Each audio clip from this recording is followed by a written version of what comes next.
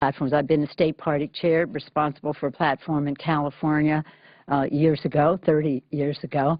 I have chaired the platform for the Democrats in 1992. Our Clinton. You can watch all of this in our video library at cspan.org. The U.S. House gaveling back in to finish consideration of part of the surface transportation bill. The gentleman from Georgia, Mr. Woodall, kindly resume the chair.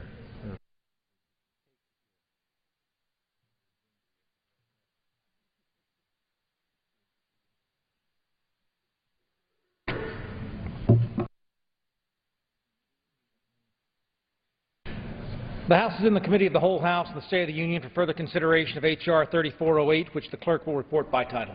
A bill to set clear rules for the development of United States oil shale resources to promote shale technology research and development and for other purposes. When the Committee of the Whole rose on Wednesday, February 15, 2012, Amendment number 12, printed in Part A of House Report 112-398, offered by the gentleman from Florida, Mr. Deutsch, had been disposed of. It is now in order to consider Amendment number 13, printed in Part A of House Report 112-398. For what purpose does the gentleman from California seek recognition? Thank you, Mr. Speaker. I have an amendment at the desk. The clerk will designate the amendment. Amendment number 13, printed in Part A of House Report number 112-398, offered by Mr. Thompson of California. Pursuant to House Resolution 547, the gentleman from California, Mr. Thompson, a member opposed, will each control 5 minutes. The chair recognizes the gentleman from California. Thank you, Mr. Chairman. I yield myself as much time as I may consume. The gentleman is recognized. Speaker, members, I represent a coastal community, and we take seriously threats to our nation's coastline. The Thompson-Woolsey Amendment would clarify that H.R. 3408 would not open drilling along the Northern California coast. Proponents of H.R. 3408 claim that Northern California does not meet the minimum production potential to be eligible for offshore drilling. However, I do not simply want to take the House majority's word for it.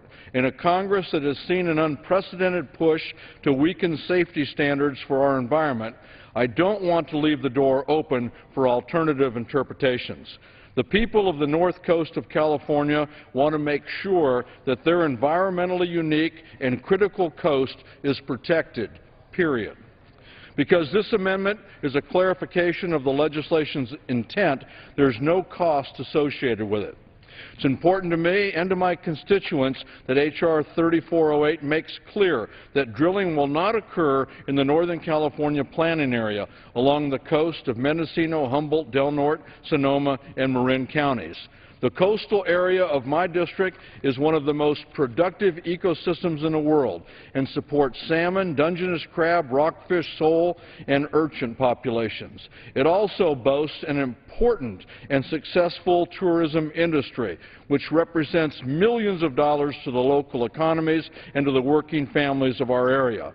If an oil spill were to occur in this area, the environmental and economic costs would be staggering. Response and cleanup efforts would be hazardous and minimally effective given the rocky shores and rough waters. Drilling for oil or gas off California's north coast would cause serious harm to a unique and productive ecosystem, abundant marine life, and tourism businesses. This amendment will simply clarify that this bill does not require drilling off the north coast of California. I urge a yes vote on the amendment, and I yield to Ms. Woolsey. 2 minutes. Gentlelady is recognized. Thank you.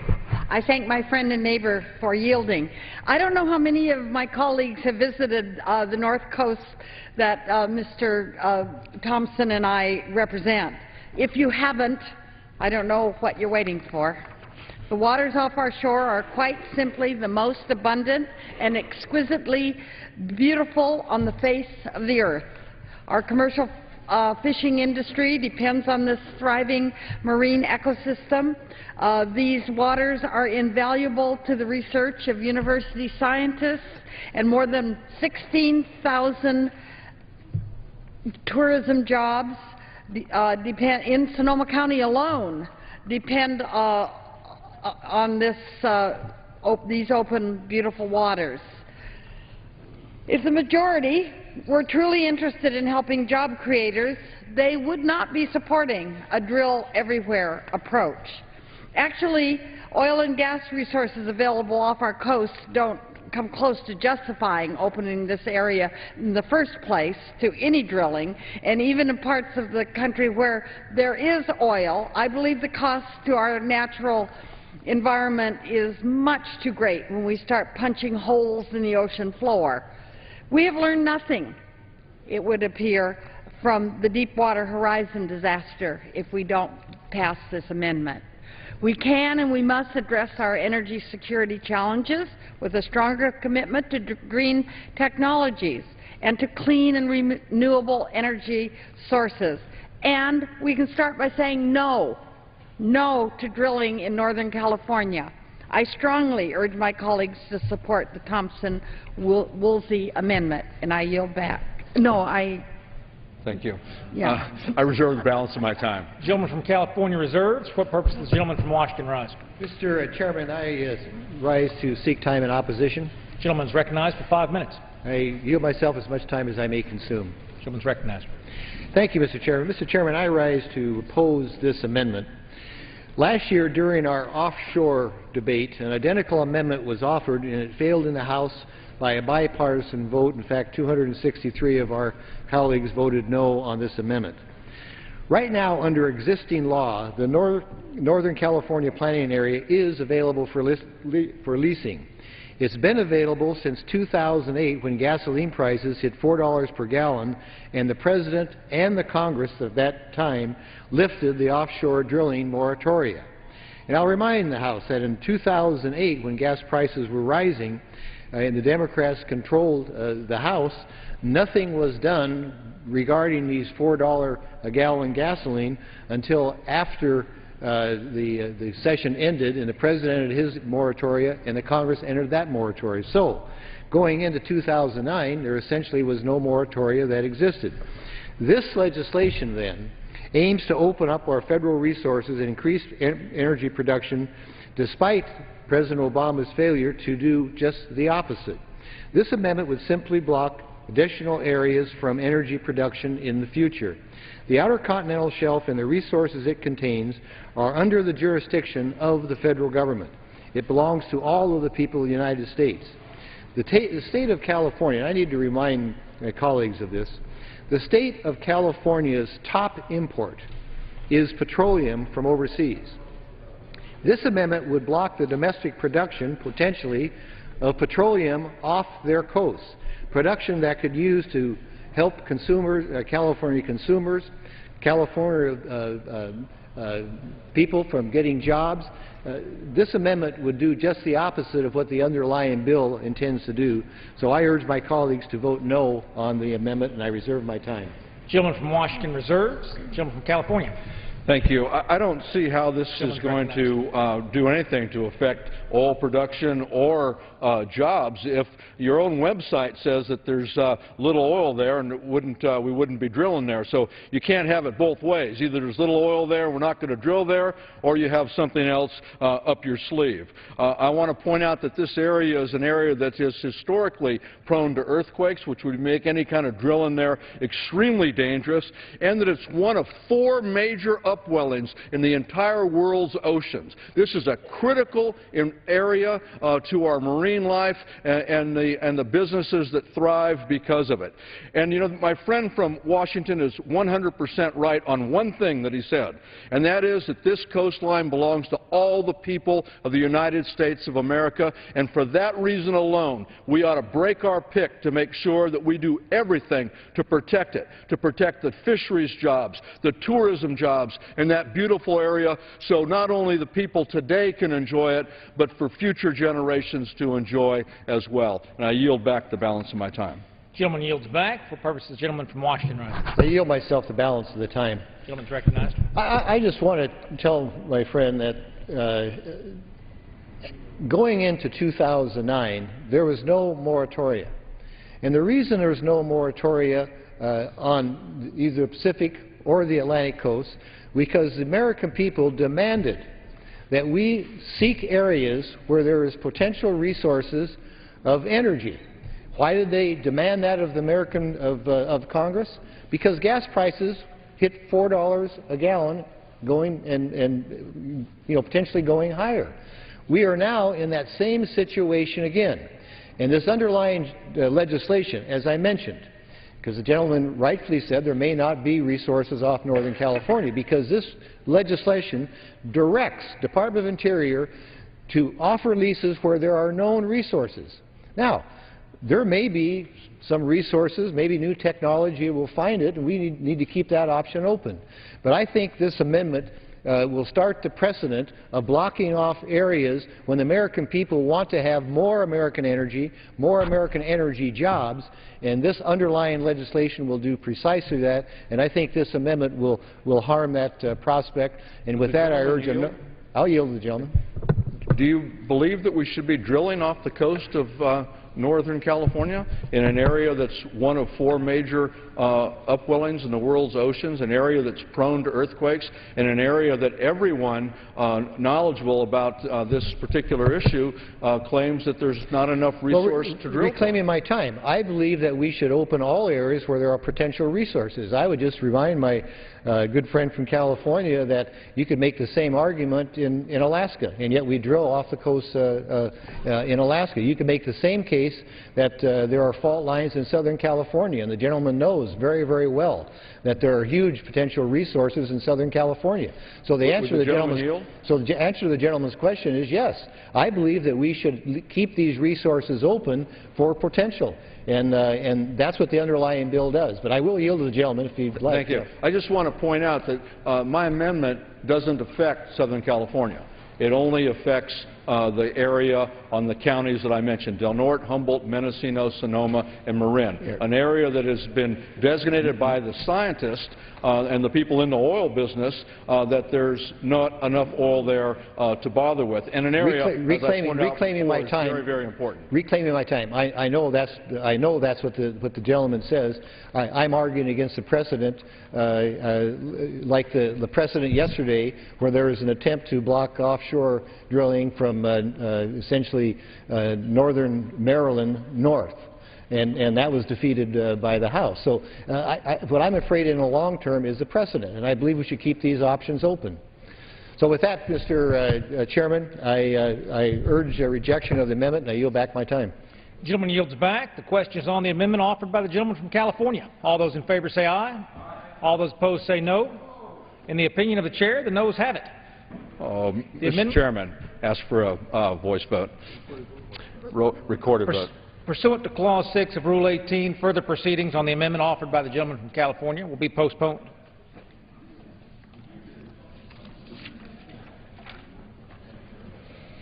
It's now in order to consider Amendment Number 14, printed in Part A of House Report 112-398. For what purpose does the gentleman from New Jersey seek recognition? Mr. Chairman, I have an amendment at the desk. The clerk will designate the amendment. Amendment number 14, printed in Part A of House Report number 112-398, offered by Mr. Holt of New Jersey. Pursuant to House Resolution 547, the gentleman from New Jersey, Mr. Holt, and a member opposed will each control 5 minutes. The chair recognizes the gentleman from New Jersey. Thank you, Mr. Chairman. This amendment comes from both sides of the aisle. I'm joined by Mr. Murphy, Mr. Bass, Mr. Gerlach, Mr. Dingell, Mr. Kind, and I see Mr. Dold of Illinois here. Almost 5 decades ago, the Land and Water Conservation Fund was created on a sound and fair principle. Oil companies who drill on public lands and who therefore are taking a resource that belongs to all citizens of the United States should, in return, out of fairness, give Americans the protection of land so that as they take this resource and refine it and sell it, they preserve these resources, parks, recreation, direct preservation of cultural and land resources. The bill before us today aims to increase the amount of oil and gas production in federal waters as a means to raise revenue for transportation funding. These oil fields belong to all Americans, and just as the revenues generated from offshore oil drilling must be shared with all Americans, a portion of those revenues should be used toward conservation and preservation of public lands that belong to all of us. That has been the principle now for 4 decades, almost 5 decades, of the Land and Water Conservation Fund. The LWCF enjoys strong bipartisan and popular support. The program has protected land in every state and has supported more than 41,000 state and local parks and other open space parcels. The Trust for Public Land recently conducted an analysis of the return on investment from LWCF funds. In a 11-year, 12-year period going up until about a year ago, of the $537 million invested in conserving 131,000 acres, $2 billion was generated in economic goods and services. In other words, for every dollar invested in LWCF funds, $4 was returned in economic value. And these are not taxpayer dollars that are invested. This is revenue that comes from the oil companies. Our amendment would stipulate simply that nothing in the bill would reduce the amount of revenue from oil and gas receipts available for deposit into the LWCF. And I urge adoption of this amendment, and I reserve the balance of my time. The gentleman reserves his time. I'd be pleased to yield to the gentleman from Illinois 1 minute or more if he needs it. The gentleman from Illinois is recognized for 1 minute. Thank you, Mr. Chairman, and I certainly appreciate my friend and colleague from New Jersey yielding me some time. And today I rise in strong support of this bipartisan amendment. Since 1964, the Land and Water Conservation Fund has been our nation's primary program for federal land conservation. Using a portion of the leases collected from energy production on the Outer Continental Shelf, this funding provides matching grants to state and local governments for the acquisition of land and ensures public land and water conservation projects can move forward. In my home state of Illinois, the economic benefits of preserved public lands are indeed undeniable. Sportsmen, wildlife watchers, outdoorsmen, and others combine to spend over $2 billion annually on outdoor recreation in Illinois. Mr. Chairman, our amendment today is simple. We believe that this Congress should continue its commitment to conservation programs by ensuring that the underlying transportation bill will not reduce the amount of revenue available for the Land and Water Conservation Fund that has supported over 41,000 state and local projects over its 46-year history. And with that, I yield back my time, and I thank the gentleman for yielding. Gentleman to reserve my time. Gentleman reserves. For what purpose does the gentleman from Washington seek? I rise to seek time in opposition. The gentleman is recognized for 5 minutes. Thank you, Mr. Speaker. I yield myself as much time as I may consume. Recognized. Mr. Chairman, this amendment really is not needed because you can look with a magnifying glass through this whole bill and you'll see absolutely no mention whatsoever of the Land and Water Conservation Fund. There's nothing in here that impacts that, and I know the gentleman, my good friend from New Jersey, has a real passion for this particular fund. Sometimes we don't agree on that, but nevertheless he has a real passion for it. But there is nothing in here at all that even talks about the Land and Water Conservation Fund. And I understand the gentleman wanted to make the statement. I appreciate that, and his desire would be to withdraw the amendment. So with that, I'll reserve my time pending his action. Gentleman from Washington reserves. Gentleman from New Jersey is recognized. Thank you, Mr. Chairman. Although the Land and Water Conservation Fund is authorized to receive $900 million annually from oil and gas leasing revenues, Congress must appropriate those funds after they have been deposited from the revenues. Taxpayers aren't footing the bill for this program. Oil and gas companies fund the LWCF. The amount they pay is less than 1% of the massive profits these companies take each year. It's a small token of what we can do to preserve these other resources as the oil and gas resources are used. Preserving open space is more than a narrow environmental issue. It really is a quality of life issue. As my friend the chairman has assured us, there is nothing in the underlying bill that would reduce the amount of revenue available for the Land and Water Conservation Fund. So with that assurance that this will in no way harm the legislation here today will in no way harm the Land and Water Conservation Fund, I ask unanimous consent to withdraw this amendment. Without objection, the amendment is withdrawn.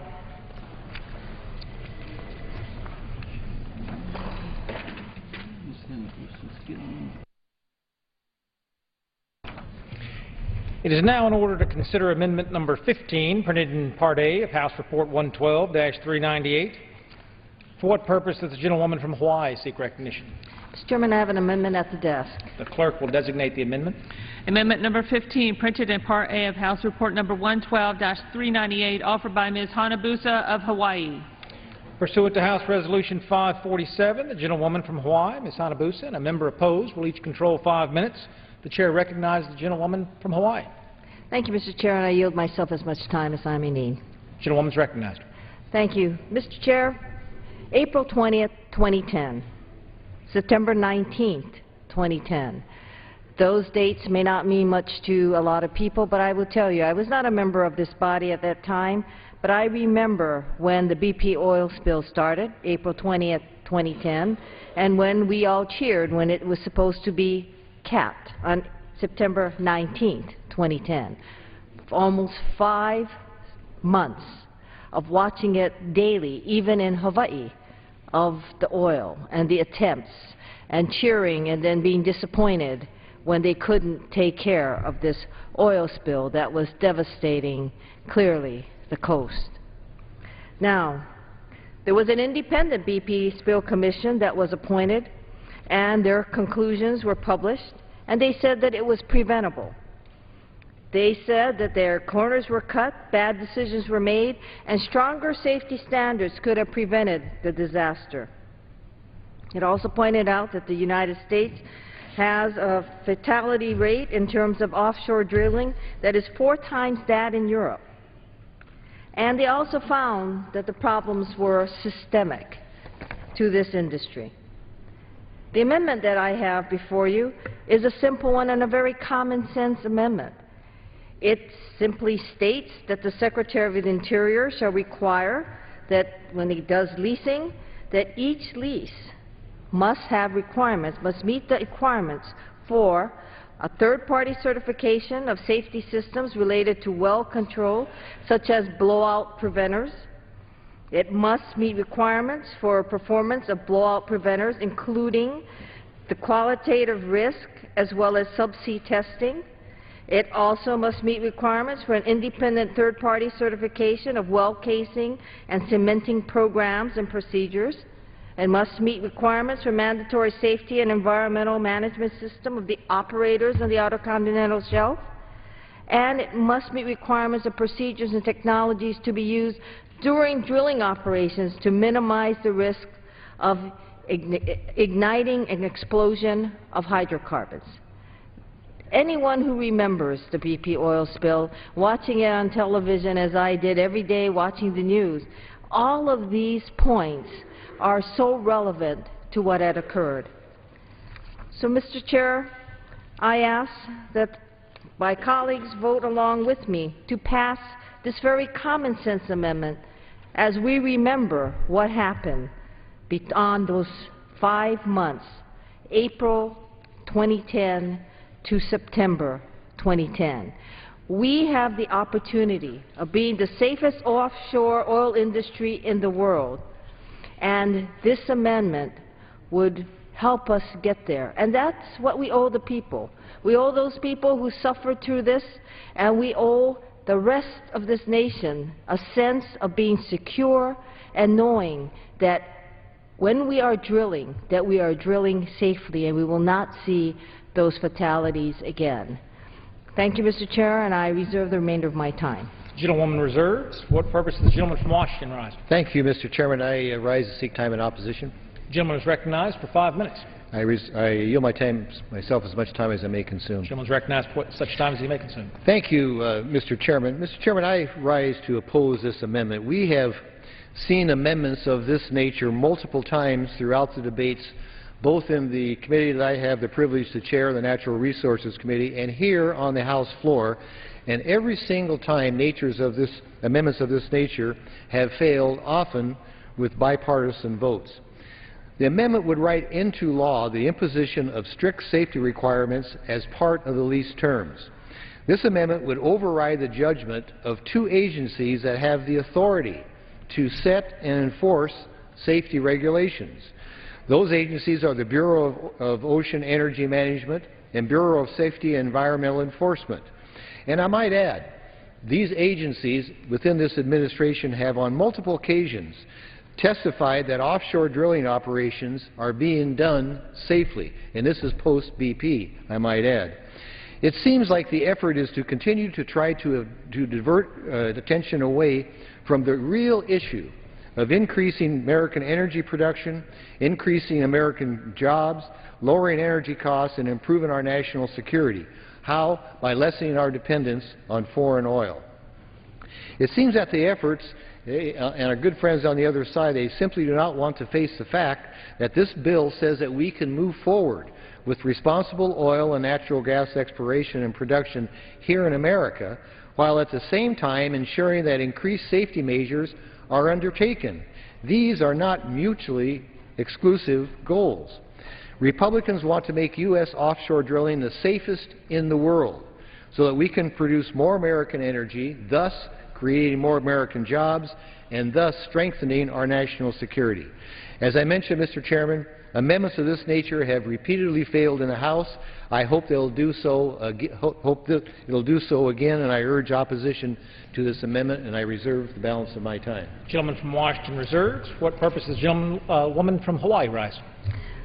Mr. Chair, I'd like to use the remainder of my time. The gentlewoman's recognized. Thank you.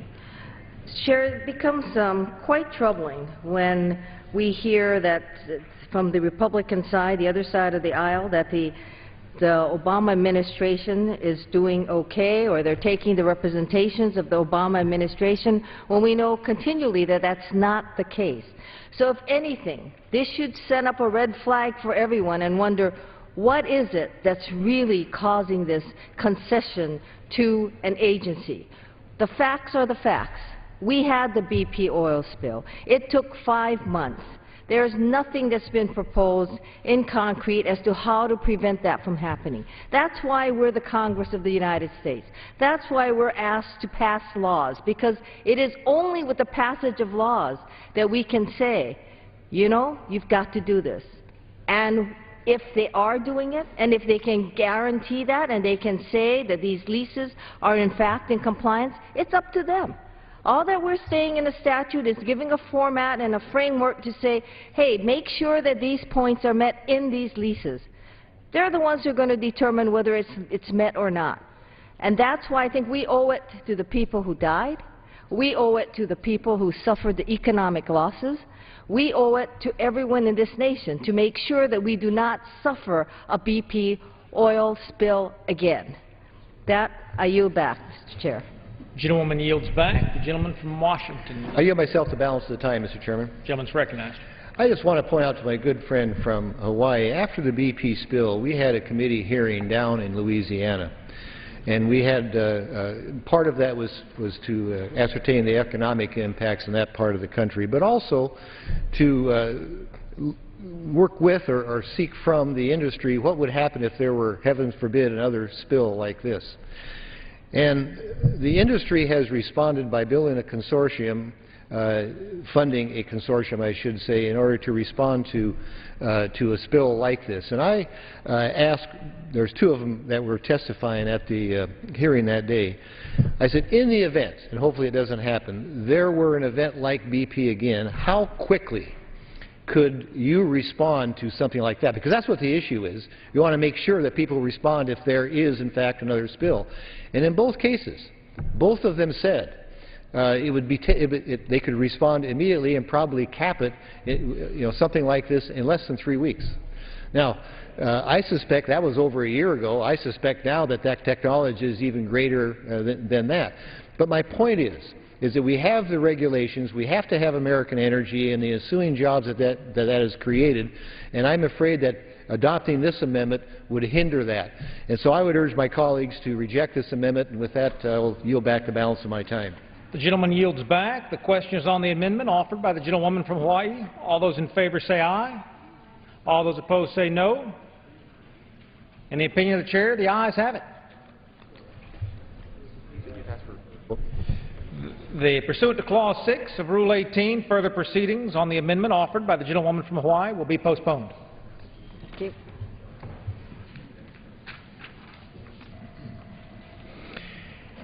It is now in order to consider Amendment Number 16, printed in Part A of House Report 112-398. For what purpose does the gentleman from Washington seek recognition? Mr. Speaker, I have an amendment at the desk made in order under the rule. The clerk will designate the amendment. Amendment number 16, printed in Part A of House Report number 112-398, offered by Mr. Hastings of Washington. Pursuant to House Resolution 547, the gentleman from Washington, Mr. Hastings, and a member opposed will each control 5 minutes. The chair recognizes the gentleman from Washington. Thank you, Mr. Chairman. I yield myself as much time as I may consume. The gentleman is recognized for such time as he may consume. Mr. Chairman, this amendment passed the House Natural Resources Committee last year in a form of a standalone legislation on a bipartisan vote. My amendment would accelerate the development of clean, renewable energy projects on federal lands by streamlining and simplifying government regulations while ensuring thorough environmental reviews. House Republicans are committed to utilizing America's abundant and diverse energy resources to implement all of the above American-made energy strategy that we put forth last year. This includes utilizing our public lands for renewable energy projects. These projects have the potential to create thousands of American jobs, to generate economic benefits, and contribute to our energy security. Unfortunately, renewable energy projects on federal lands frequently get caught up in bureaucratic red tape. Regulatory roadblocks and burdensome lawsuits continue to plague and delay these projects, sometimes by many years. This amendment will facilitate the development of clean, renewable energy on federal lands by providing a clear, simple process for completing important environmental reviews. The amendment would require an environmental review to be conducted only for the specific location where the renewable energy project would be located, rather than requiring thousands of pages of environmental review for numerous different locations. This would significantly reduce the number of years it takes to develop clean, renewable energy projects. So I want to stress that this amendment includes no subsidies, only the streamlining of government regulations. America has been blessed with an abundance of energy resources of all kinds. We all know that. And we should be actively looking to use these resources to create jobs and to improve American energy security. So I urge my colleagues to support the renewable energy development regulatory relief plan I have and support this amendment. With that, I reserve my time. Gentleman from Washington reserves. For what purpose does the gentleman from New Jersey seek recognition? I rise to claim time in opposition to this amendment. The gentleman is recognized for 5 minutes. Thank you, Mr. Chairman. You may think that the gentleman from Washington has suddenly decided that he's going to accelerate renewable energy deployment in the United States. But the fact is, no, he has not gotten religion. This is not intended to accelerate renewable energy. It is to remove protections for the environment. The amendment really is highly problematic.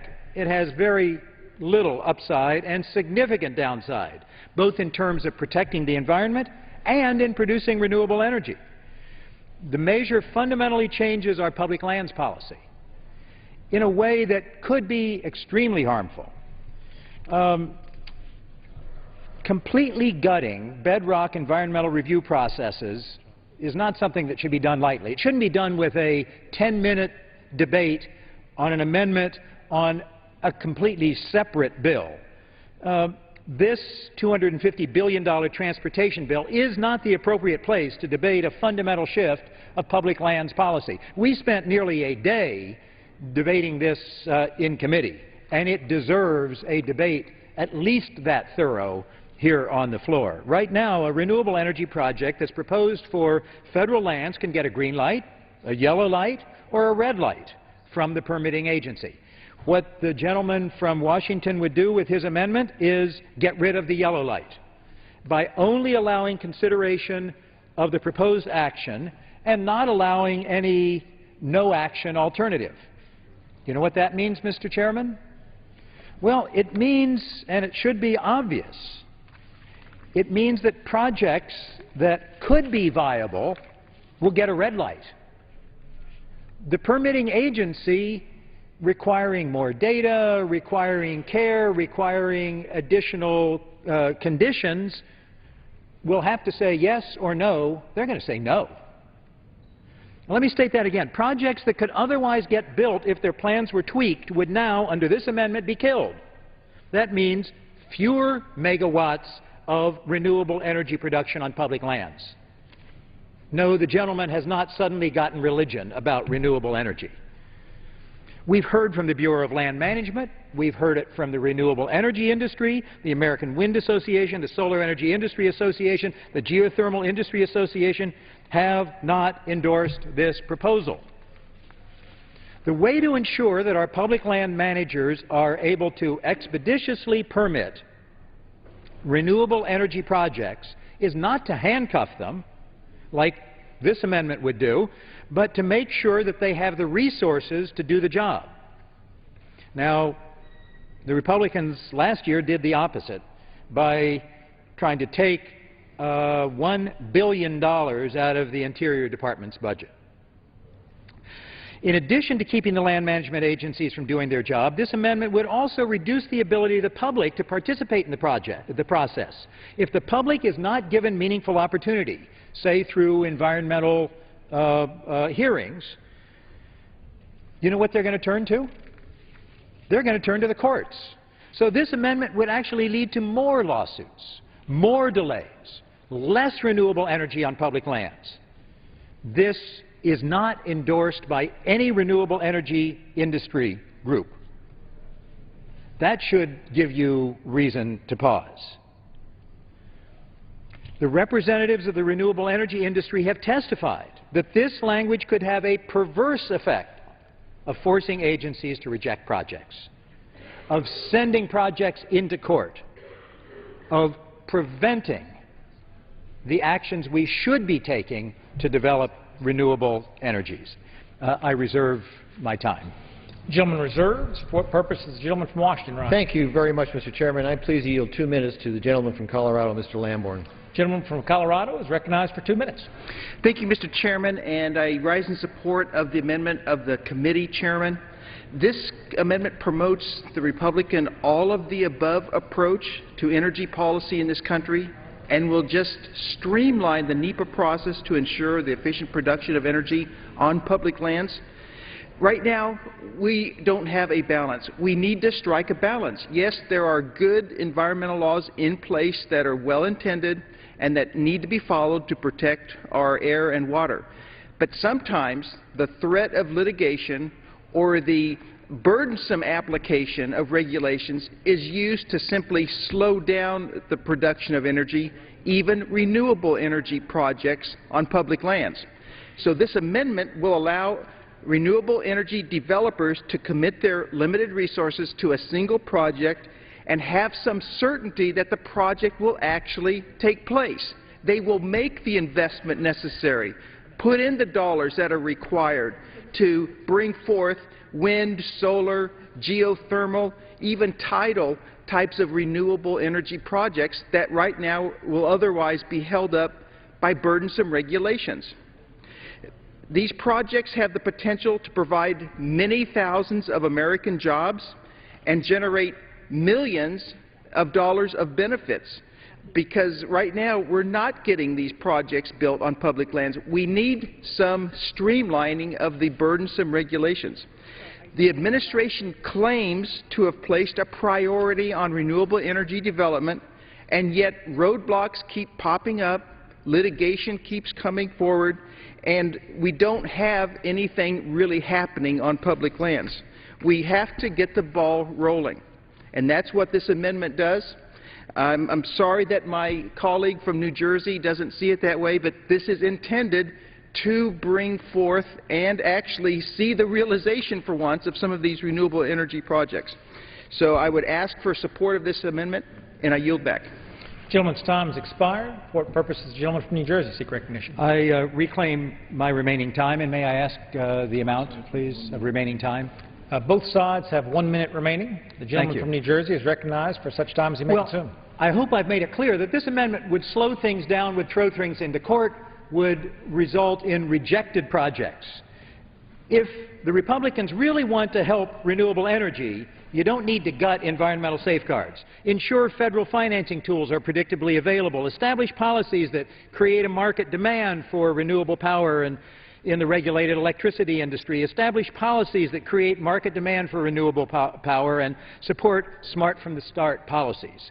If you really want to help renewable energy, don't raise taxes on the wind industry. Extend the production tax credit. That would save, well, let's say 30 to 40,000 jobs. Yes, the production tax credit. That would be the way to help the renewable industry, not to gut environmental protections. Please, I ask my colleagues, don't support this amendment. I yield back. Gentleman yields back. For what purpose does the gentleman from Washington seek recognition? I yield myself the balance of the time. Gentleman's recognized for such time as he may consume. Thank you, Mr. Chairman. Mr. Chairman, this is a good amendment because part of the process of creating American energy jobs is to reduce regulation. And I was struck when my good friend from New Jersey said that this amendment would lead to more litigation. For goodness sakes, when we heard testimony on this issue in front of our committee, the Cape Wind Project off Massachusetts testified something to the effect, and I don't have the exact testimony in front of me, but they are the poster child of litigation. And why? Because that litigation covered a very, very broad area. This specifies where, if somebody has a problem with it, the regulations would deal with a specific area. This really clarifies the whole process than anything else. So I urge adoption of the amendment, and I yield back the balance of my time. The gentleman from Washington yields back. The question is on the amendment offered by the gentleman from Washington. All those in favor say aye. Aye. All those opposed say no. In the opinion of the chair, the ayes have it. Chairman? Go ahead. Mr. Chairman, on that I ask a recorded vote. Pursuant to Clause 6 of Rule 18, further proceedings on the amendment offered by the gentleman from Washington will be postponed.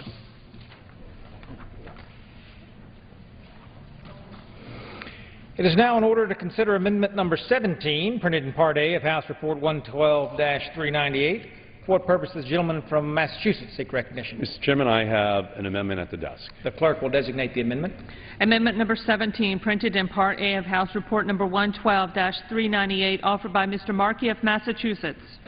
Pursuant to House Resolution 547, the gentleman from Massachusetts, Mr. Markey, and the gentleman opposed will each control 5 minutes. The chair recognizes the gentleman from Massachusetts. Thank you, Mr. Chairman.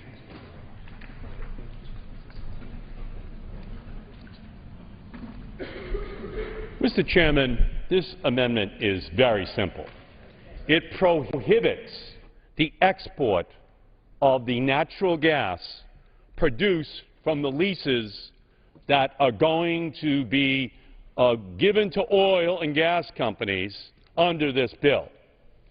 So the bottom line is, what the Republicans want to do is open up drilling for natural gas off of the beaches of Florida, off of the beaches of California, off of the beaches of Virginia, off of the beaches of New Jersey and Massachusetts. And what they say is, oh, we have to do this.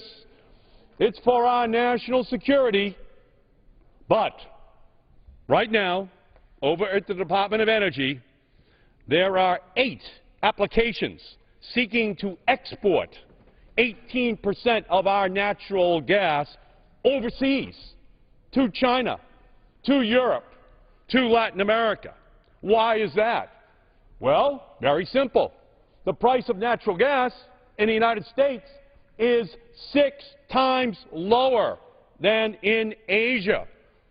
These companies want to make a big profit, not here in America, but selling our natural gas drilled for off of our beaches to other countries. In Europe, 4 times more expensive natural gas. That's where they want to sell it to. Now, why would we support that? Only if there's an oil and gas company agenda. Because unlike natural gas, oil has a price which is set on the international marketplace. So if it's $100 a barrel in China, it's $100 a barrel in the United States. Not so, ladies and gentlemen, with natural gas. Natural gas is our greatest asset. It's what's fueling our economic recovery. Manufacturing new jobs is the highest in the last 5 years. It's very low-priced natural gas which is fueling this revolution in creating new jobs because the price of energy is so low in America for natural gas. What is the plan of the oil and gas companies? Send this natural gas around the rest of the world. And what would the impact be? It would increase prices for American steel industry, increase prices for the chemical industry, increase prices for the plastics industry, and increase the prices for the utility industries that generate electricity for American homes and businesses, and ultimately increase prices for consumers in our country. This amendment, the Markey Amendment, is aimed straight at the Strait of Hormuz. And it's saying to them, we've got the natural gas here in America. We're going to drill for it, but we're keeping it here because it's 6 times lower in price than it is in Asia and in Europe, and that's what we're going to keep here for our American citizens. We're not going to play this game of international markets so the oil and gas industry can raise the price of natural gas up to the price of oil. They get rich. And ExxonMobil's reporting $137 billion in profits, even as we give them, through the Republicans, $40 billion worth of tax breaks. Well, when do American consumers get a break? When do American manufacturers get a break? When does the plastic, when does the chemical, when does the steel industry get a break in low energy prices? Is it all a one-way street for ExxonMobil and these big multinationals? The Markey Amendment says we drill for natural gas off the beaches of this country. That natural gas stays here in this country. It is not exported. I reserve the balance of my time. Gentleman reserves. What purpose does the gentleman from Washington rise? Thank you, Mr. Chairman. I claim time in opposition. Gentleman is recognized for 5 minutes. Yield myself as much time as I may consume. Gentleman is recognized for such time as he may consume. Thank you very much, Mr. Chairman. Mr. Chairman, this amendment was offered in committee markup, and it failed on a bipartisan vote simply because it was a bad idea. This amendment, Mr. Chairman, has one goal: to stop the development of natural gas on Alaska's North Slope. This amendment is completely unnecessary and irrelevant. Currently, there is no way to export natural gas out of ANWR. There is no liquefying gas facilities on the shore, and there's not a single natural gas pipeline out of ANWR to transport natural gas anywhere in the United States. In fact, there are limited ways to export Alaska natural gas. One of the preferred methods, of course, would be to build a pipeline to cross the U.S.-Canada border and then back into the United States. But under the gentleman's amendment, this wouldn't be possible. And I might add, we all know how the gentleman feels about pipelines in general. Another method would be to convert gas to LNG and ship it to the United States. I know the gentleman is well aware of this process because his home state gets about 40% of their natural gas from countries like Yemen, from Egypt, or Trinidad. However, should Alaska choose to convert to LNG and try to ship it to California, this amendment would stop them from considering that because the import terminal in Southern California is in Mexico, where they get their natural gas from Gazprom from Russia. The transportation of natural gas across Alaska is a tremendous challenge. As with any major pipeline in construction, the investment will be in the billions of dollars, but it would certainly employ tens of thousands of people. It is something that should and can happen. However, without a market for the natural gas, it is unlikely that this pipeline will ever be built. As mentioned, this amendment then would stop gas from reaching the U.S. markets both by pipeline and by ship. On this side of the aisle, we hope that a pipeline like this can be built for all of the reasons that we have said in the past. We want the gas to come to America. Our hope is that this gas will displace the natural gas shipments from Russia coming into Southern California and possibly even the Yemenese shipments to Boston. This is our hope, and that is a challenge that would be a challenge if this amendment were to be adopted. So this amendment goes against the main objective of the bill: American jobs, American energy, and American energy security. So I urge my colleagues to vote no on the amendment, and I reserve my time. The gentleman reserves. For purposes, the gentleman from Massachusetts rise. May I ask how much time is remaining on either side? The gentleman has 1 minute remaining.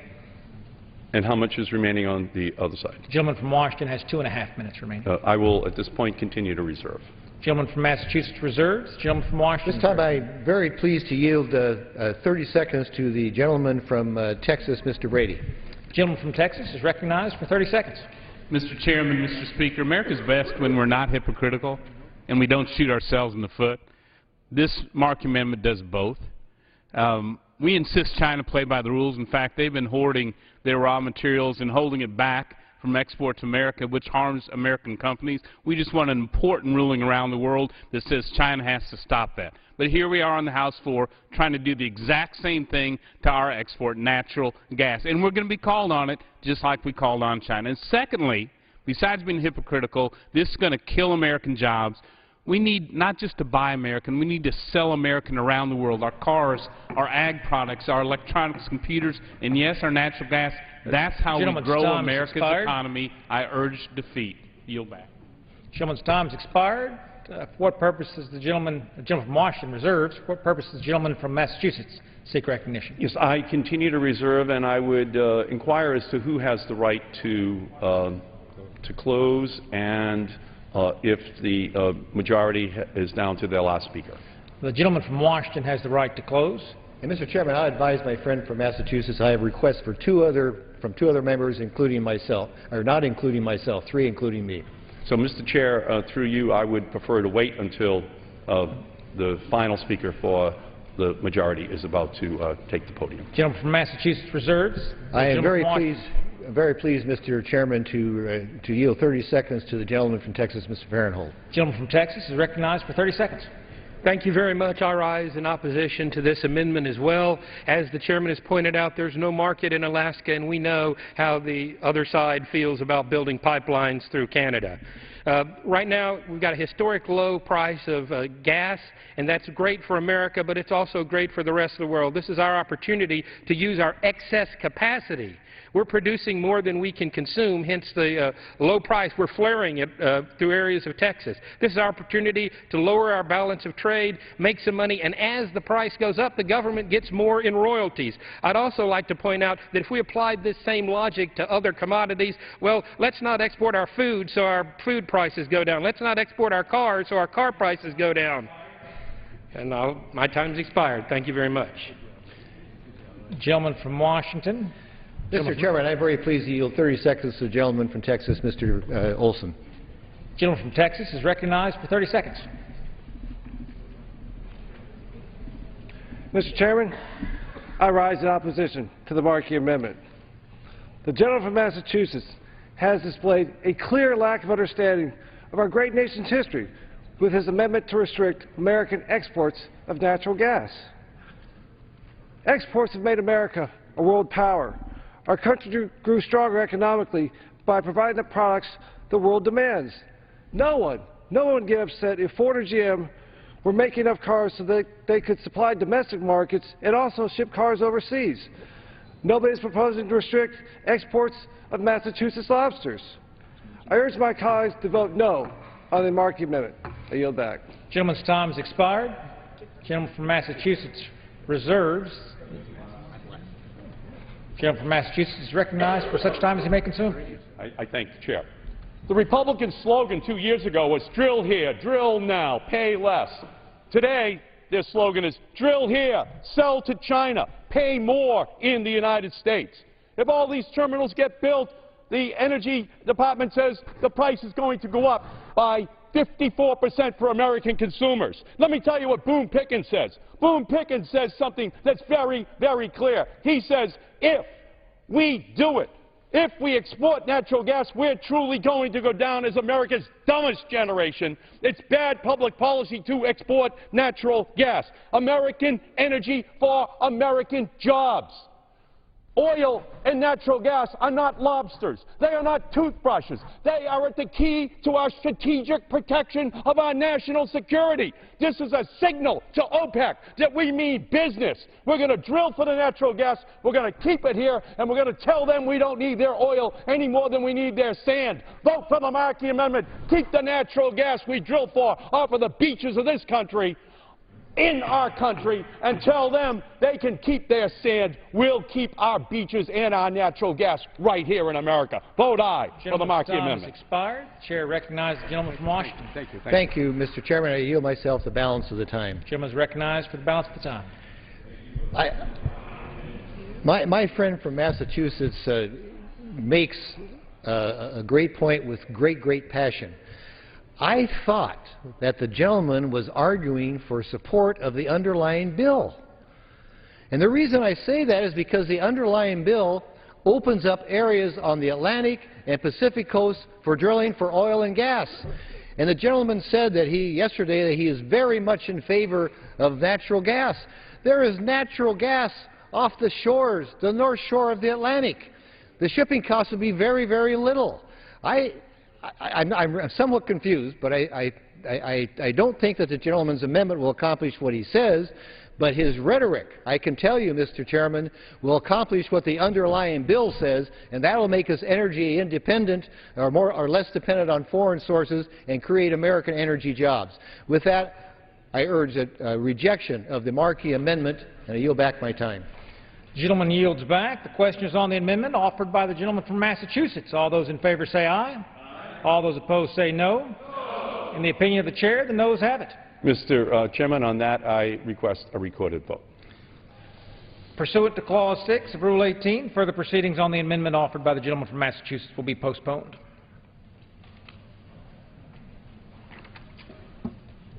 It is now in order to consider Amendment Number 18, printed in Part A of House Report 112-398. For what purpose does the gentleman from Massachusetts seek recognition? I have an amendment designated as Markey 54 at the desk. The clerk will designate the amendment. Amendment Number 18, printed in Part A of House Report Number 112-398, offered by Mr. Markey of Massachusetts. Pursuant to House Resolution 547, the gentleman from Massachusetts, Mr. Markey, and a member opposed will each control 5 minutes. The chair recognizes the gentleman from Massachusetts. Thank you, Mr. Chairman. I yield myself 3 minutes. The gentleman is recognized for 3 minutes. Last year, ExxonMobil made $41 billion in profits. Together, the top 5 oil companies made a combined $137 billion in profits.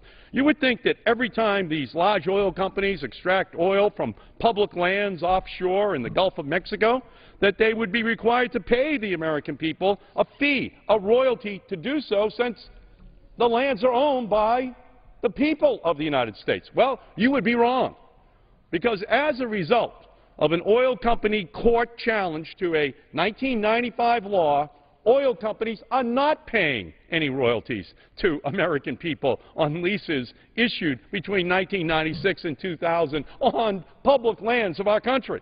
The Republicans want to drill into the pensions of federal workers to fund our highways. They want to drill in the Arctic National Wildlife Refuge, America's Serengeti, and off our beaches in California and Florida and New Jersey to fund this transportation bill. But if we are looking for revenue to fund our road projects, we should just start by ending this free ride big oil is getting on public land. In recent years, the amount of free oil these companies have been pumping has gone through the roof, as more of these free drilling leases have gone into production. In fact, right now, more than 25% of all oil produced offshore on federal lands is produced royalty-free, tax-free. They don't have to pay any taxes whatsoever. Let me say that again. These companies get a complete windfall profit by paying no taxes for drilling off of the coastline of the United States owned by the American people. What kind of plan can that be in order to make sure that we have sufficient funding in order to pay for Medicare, pay for kids going to college, pay for the research to find the cure for cancer? Of all the companies that should be kicking in their fair share of the dues to run this country, it should be the companies who made $137 billion last year and getting away scot-free and not paying taxes but drilling off of the coastlines of our country on public lands. At this point, I reserve the balance of my time. Gentleman from Massachusetts reserves. For what purpose does the gentleman from Washington rise? Thank you, Mr. Chairman. I claim time in opposition. Gentleman is recognized for 5 minutes. Mr. Chairman, this amendment is virtually identical, once again, to amendments that have failed on the House floor by a bipartisan vote, and I'm speaking specifically last year. Let me give a little bit of history. In 1995, a Democrat senator and the Clinton White House negotiated the Deepwater Relief Act. The intent was to promote interest in deep water leases. According to the 1995 law, the royalty relief is on the volume of gas, oil and gas produced on a lease. While other royalty relief provisions are dependent on economic hardship, these are solely dependent on volume produced. While the gentleman's amendment aims to fix the problem by including price thresholds, this issue has been repeatedly settled in courts of law, and the courts have determined that including price thresholds to this law would be a violation of the contract law. The U.S. Supreme Court found that the Department did not have the authority to include price thresholds on lease agreements issued under the 1995 law. In fact, the Department of Interior has lost this issue in the District Court, the Appellate Court, and the Supreme Court. Simply stated, including price thresholds on these leases would be illegal. If this amendment passed, the issue would almost certainly be challenged in court, where the Department would again use what? Taxpayer dollars to lose again. Ultimately, this amendment seeks to force U.S. companies to break a contract negotiated under government law or else be denied the opportunity to do business in the United States. The ranking member aims to back companies into a corner and force them to break a legally unbreakable contract. I think this is a bad amendment. The House has rejected it in the past, and I would urge